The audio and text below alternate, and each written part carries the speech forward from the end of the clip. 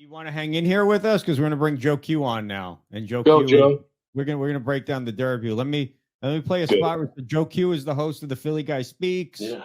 He's on Tuesday nights and Thursday nights. He does an audio only podcast also. Well, I bring him on. We'll take a look at his spot here.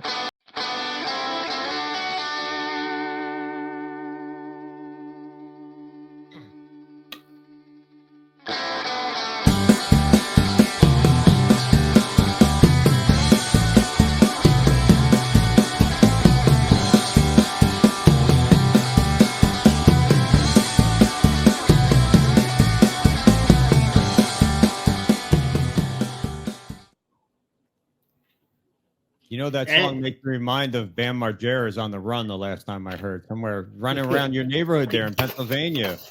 He turned himself in last week. Oh, did he? Off his meds again? And addicted to meth. Yeah. How odd. How odd. I'm just addicted to gambling. What's up, Joe? What up, guys? This is like your Super Bowl weekend right here, isn't it? Yes, it is. And Joe, I did. Yes, I got notes, buddy. I got the racing form. I downloaded the card. I went through videos. I got 5 pages with short notes here. Oh, moly. All right. So if you want a copy of the program, let me know. I'll email it to you. What are we looking at this week? I gave it a quick look over, about 30, 45 minutes I spent on it. It's, to me, it looks like the most wide open Derby in a while. I mean, I have my favorites right here. I got 4 that, right now, I would say these 4 are my 4, but, there's not that one that everyone jumps on. I'm not seeing that one. I think they're going to jump on Forte. I think they're going to jump on Forte because of the fact when he ran at Gulfstream, the way that Stronach destroyed that track by making it a 1.8-mile track, you hit that first turn so quick, and he was at the 11 post for the Florida Derby.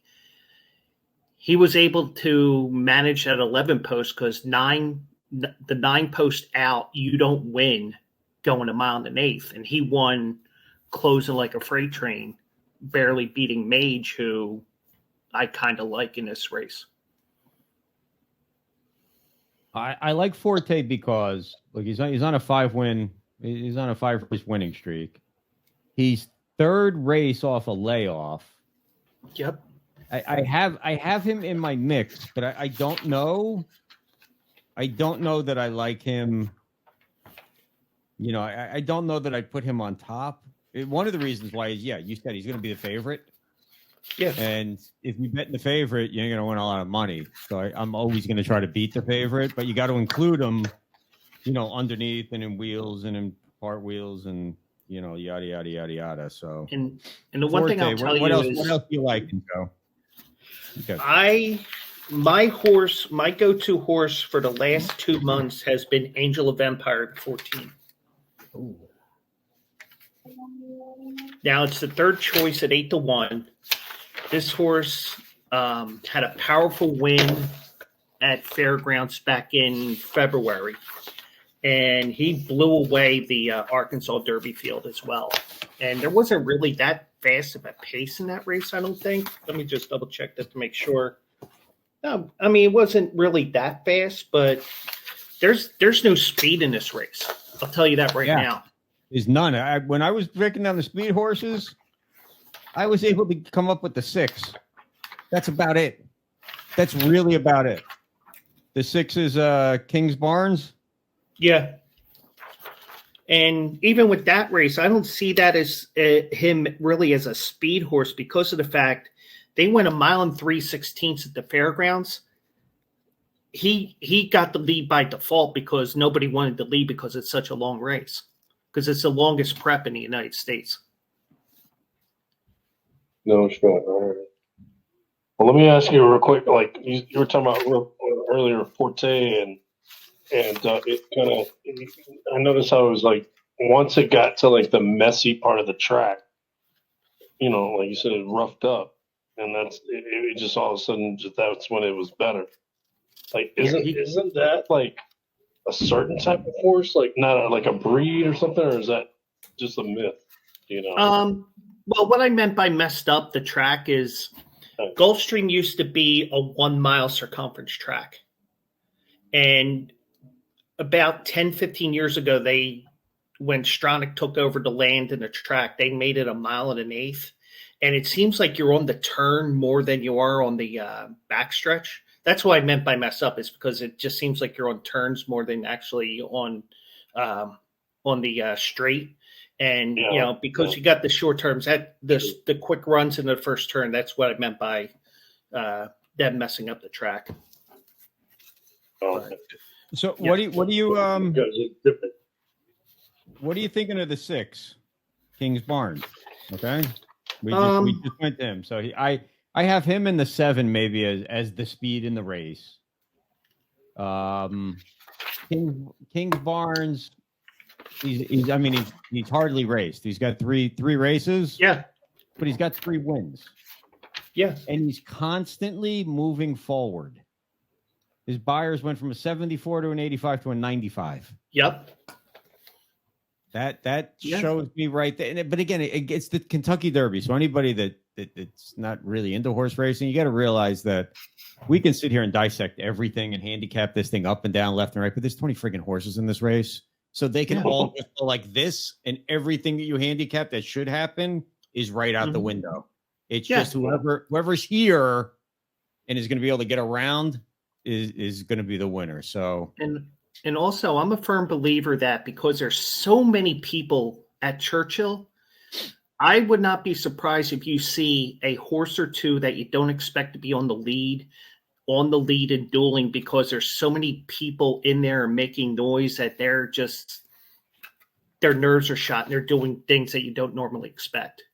2 quick questions. Number 1, day before, 70% chance of rain. Obviously, it's going to rain the day before. They'll have that drained and packed as much as they can. 70 degrees and sunny day of the race. 1, how will the weather impact the track as it gets deeper into the evening? Because Play Action obviously knows that you can drain all you want. You're still going to have some residuals in there. Second question, follow-up, 20 post positions. Where do I want to be? Okay, first the weather. Okay. I'm looking right now. It's saying cloudy for Friday, cloudy for Saturday. I got Churchill Downs on my app here. On my weather app here. Okay. So it's Cantori right there. Your zip code. Yeah. So looks like weather's fine. I start worrying about the weather Thursday for Saturday. That's when I really start zeroing in on that. It starts raining too much. Yeah. So it looks like it's going to be cloudy those 2 days with no rain, but they had rain earlier this week. So if you're playing like some of those undercard races, if you run you play those races on the turf, you might get a little less than an optimal firm ground. But in terms of the Derby, I think you're going to have a dry track. Okay. Both for the Oaks on Friday, which I didn't even look at, and also the Derby. From what I'm seeing right now. Yeah. All right, second question. Post. Okay, good. Go ahead. Yeah, post position. Oh, yeah, the post positions. I would say, even though the 20 has won a couple of times, that 20 post recently, because the Rich Strike was in the 20 hole as the 21 horse. 19 and 20 probably aren't that great to be in. Now, the one post has not won since Ferdinand. I think that was in 85. Mm-hmm. But I showed on Tuesday night, or last night, I should say, Tuesday night, last night, same thing. The new gate that they have, which is one gate, 20 horses, it takes up less space. That one horse, the jockey will not be negotiating the rail as much as he would pre-2020 when that new gate came in. Now with that new gate, you can move it over a little bit more, and it has more of a straight shot to the main part of the rail when it goes straight. But Nice. Usually in a race like this, usually in a normal race, 4, 5, 6 are usually the optimal positions. But when you have 20 horses here, you can probably spread it out to like 8, 9, 10, maybe 11, because you have so many horses in this race. And also the long distance, that's what brings the 18, 19, 20 to play, because if they get into an optimal spot in the herd of horses, if they get an optimal run and they run a certain way and they can make that move and weave through traffic, they can get up there. So anybody can win. I mean, we saw it last year. Mm-hmm. But all right, let me ask you this. All right, so you have the alternate horses here, the ones that may get in on scratches or whatever. right. Mandarin Hero. Now, I hate when they bring horses in from other countries. Usually it's Dubai they're bringing them in from, but you get a couple of Japanese horses in here. And this Mandarin Hero. And normally I just throw these guys out because I can't look at their past performances the way I can U.S. horses. Right. And, and I'm a big buyer guy. But he's 6 for 6 in the money, 4 wins. And he's raced once, I guess, in Santa Anita, and he ran 100. Yeah. In the Santa Anita Derby, and he came second. Yeah, and he barely lost that race. Now, I had him that day. Now, after that race, what I did was I went back on TVG's site, and I actually got to see all his races because they carried that particular track that he was running at on the TVG platform. And he's got a powerful kick. And if he gets in, he's dangerous. But if he doesn't get in, then load up on him in the Preakness. Load up on him. No. He's my Preakness pick if he gets in there. Preakness is that, where there's hardly like half the horses or less. Yeah. So they have a limit of 14 horses. One of the other things I liked about Kings Barnes, 12-1 morning line. Yes. I mean, obviously he'll get bet down, especially because he's the only undefeated horse in the race. So people will just look at that, and I believe he's the only undefeated. I could be wrong, but I'm pretty sure he is, and they'll just bet him because of that. The Derby, the odds change by a bunch of novices because they go out and they say, "Oh, look, his name is Clark. I love Clark, so let me bet on Clark." Or he's undefeated, so I'm going to bet on him. Or his owner used to be a man and a woman, so we'll bet on him. Or two Phils. Oh, I know Phil. I know this guy Phil. Or even the Chicago money. The Chicago money's going to be on this horse because I was looking on Twitter earlier today. Every handicapper associated with Hawthorne Racecourse obviously went with two Phils. All right, so let me ask you. I got a few more written down here that I want to ask you about. All right, practical move. Okay, the 10 horse, and his morning line's 10-1. And let's see, why did I write him down? I wrote him down because he's third race off a layoff, and after he had the rest, he ran 2 huge back-to-back numbers. So sometimes for the novice horse racing people is sometimes your horse just needs a break like you do, and you give him a rest, change trainer, whatever happens. You just give him a lot of fuck carrots and let him graze, and then bring him back into training. That first race back, he runs pretty good. The second race back is the one you're really looking for. Yeah, and he ran 2 huge numbers back to back. And sometimes what'll happen is you give a horse a rest. Comes out, he runs a huge number, and then he bounces. Yeah. He just goes right back to crap. And not that he was crap before he took a break, because when he took a break, he took a break off a win.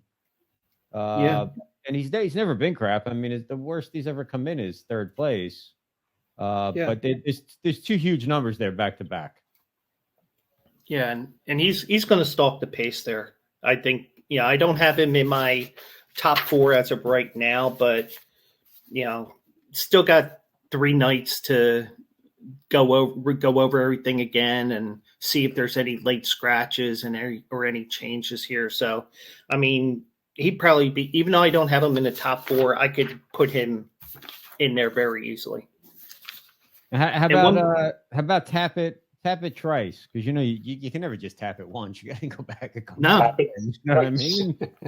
Well, if we got 3 girls at the same time, another. I mean, this is a pattern with all these horses. Another stalker to a closer. That Tappet pedigree, that's big. Tappets usually win at Belmont when it's not a Triple Crown year, so that's big for that as well. But I could see that. I mean, I could see that as well. I don't have it in my top 4, but that's only because if I go top 4, there's so many horses that could be in this top 4. It's just you figure some of these horses are going to get themselves into traffic trouble. I looked at him, and again, not considering traffic trouble and all that sort of stuff yet, but I looked at him, and he's as close to undefeated as you're going to get without being undefeated. I mean, he lost his first race. Yeah. Since then, he's been money, and he's improving. I mean, his buyers went from 87, 92 back down to 88. He jumped to 99. So my thing is this, that's a little scary. That means the way I look at these, he could jump to 105, 106, 107. He could also go back down to an 82. It's that whole bounce thing. Was the 99 a fluke? Was it a good day? Did he just, or is he really just getting into form? And if he's getting into form, this is where I really got to dig in and learn more about just spending 45 minutes to get the program. Yeah, and that kind of a horse, I mean, you got Pletcher, he's won, I think, 3 derbies, but it's like 3 for whatever. I mean, he's had many chances. But you're saying that 105 would win most derbies over the last 10, 15 years. Yeah. Any of the horses sounds exactly how it's going to sound. Any of the horses perform or are better later on in the day? Because normally these horses are out there, they have their race, they run morning or they run by lunchtime. This is now, 6:20, 6:25? When's the gun? Yes, it's the shortest event in sports, but it's the longest day in friggin' history, Derby Day. Yeah, so I'm saying. Yeah, it takes forever. Yeah, first race is at 10:30 in the morning. The 14th and final is at 8:30. And this is race 12 of 14. This is 12. Yeah, right. But I don't think the time of day really matters to these horses. Okay. I didn't know if it was they get conditioned just like other athletes, and somebody's a little better. Like, does the horse that gets flown in, is it on Far East time? Is this on West Coast time? Because people play a role in this as well, Yeah, because in those foreign horses, because you have Mandarin Hero. Yeah, Mandarin Hero. You had Derma Sotogake, the 17, and you have Continuar, the 20. Right. Duncan, they're not catching a red eye the night before and flying in. They've been here for a couple of months. If they're going to run the Derby, usually. Yeah, I'm sure. But they do have to go through a retention barn before they go into the general public with the horses. How do they come over, by ship? They fly them. They fly. Okay. That wouldn't matter. Yeah, what is this? 1842? They're bringing them by ship. I don't know. Horses I know horses can fly. That, man. If they were okay with the cargo with that, I don't know. Yeah. Did they call it a retention barn? Because I haven't heard that phrase, a retention barn. Well, it was just a word I couldn't think of the right word. Luch was dating a girl, and the girl's father made Luch hang out in the retention barn for about 2 months before he was allowed out. I've been in a retention barn many a time. DHL flies horses is what the Penguin says. That's right. Joe, give us give us right now, all right? We don't know nothing about this, all right? We're gonna take our hard-earned $20. Okay. And we're gonna go to the local dog track or the horse track or the casino or pull it up online. What do we want to do? Tell us what we want to do. Well, I'm going with the 14, Angel of Empire. Brad Cox, Flavian Pratt. He's won a Derby a couple years ago. I really like that horse. He really impressed me the last 2 times out. I like the 8 here, which is Mage. I think there's going to be my 2 horses I see on the lead. I see Jace's Road on the lead. I see that possibly the case. And I would not be surprised if Mage is up front because he was off very slow in the Florida Derby. I don't see him being as far back as he was last year and the last time out. And I just see a big clump of horses. You'll think that this is a big turf race with everybody so close together in this race. But those are the 2 that I like. I'm throwing Skinner in there. What's that? Don't you love those early turf races, though? Yeah. Yeah. Also, the 9 Skinner. And I'm going to throw in the 17 Derma Sotogake right now. So right now, my super is 14, 8, 9, and 17. Probably change it about 15 more times between now and Saturday afternoon when I get up to, I think, Parks. That's my local track. So you got to bet them in that order, Joe, or can you just box? You can box them. You can box them. I'll warn people out there that are actually going to watch this that are horse racing junkies. Definitely Friday and Saturday. I think Thursday they do it as well. I haven't looked to see if they do it again this year. They've done it every year since the invention of the dime superfecta. They put $1 minimums on the superfectas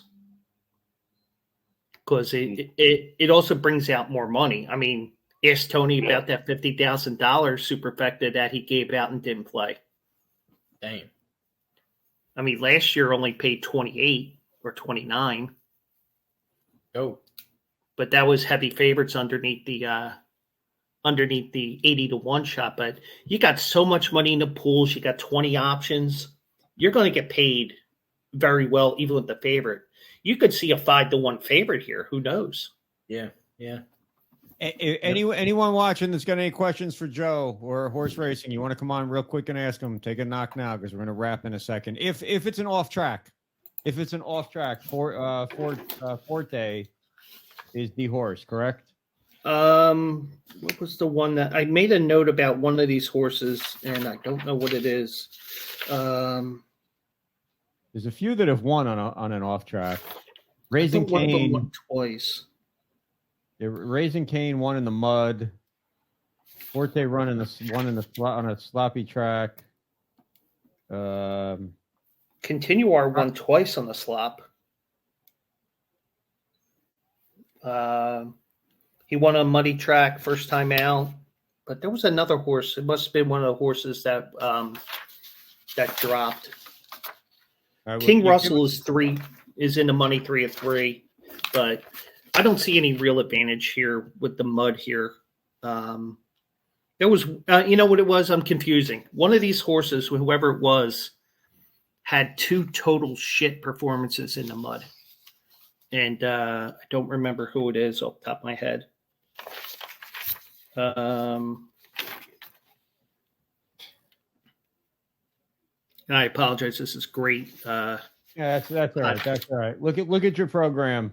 Look at your program. Yeah, Chase's Road, I think, Chase's Road, I think, is that horse that had the bad. Yeah, Chase's Road is the horse that had the horrible turf experience, mud experiences.